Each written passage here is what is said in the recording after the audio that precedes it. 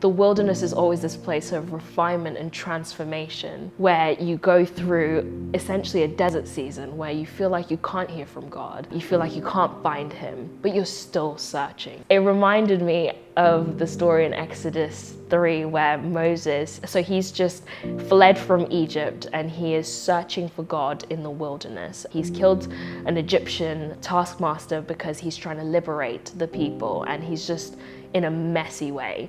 So he's decided he has to go through the wilderness. And I think that's the beauty of Exodus 3, is that even in his mess and even in this wilderness of where it feels dry and you feel like you can't hear from God, you're still searching. Moses is still searching for God to speak to him. And when the bush appears and it's burning up, Moses does something that I think is quite profound, is that he's curious as to why the bush is burning up. When we're waiting in periods where it feels like it's dry and it feels like it's a desert season, it encourages us to still be curious and to still seek out what the Spirit of God might be trying to say to us. Because if Moses had looked at that bush and turned away, just think about how much he could have missed of his calling and his destiny that God had for him.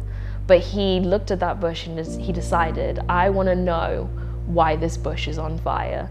And he walked and he drew nearer to the bush. And it says when God saw that Moses came closer, that's when he called out to him. He spoke his name. He said, Moses, Moses. And Moses responded with, here I am. There's something beautiful about in those wilderness seasons and those seasons of waiting and those dry periods, us still seeking God, still being curious for what his Spirit might want to say to us. And when we hear him call out to us from that place of desperation, we say, here I am, Lord. I've been looking for you and I'm so glad that you found me.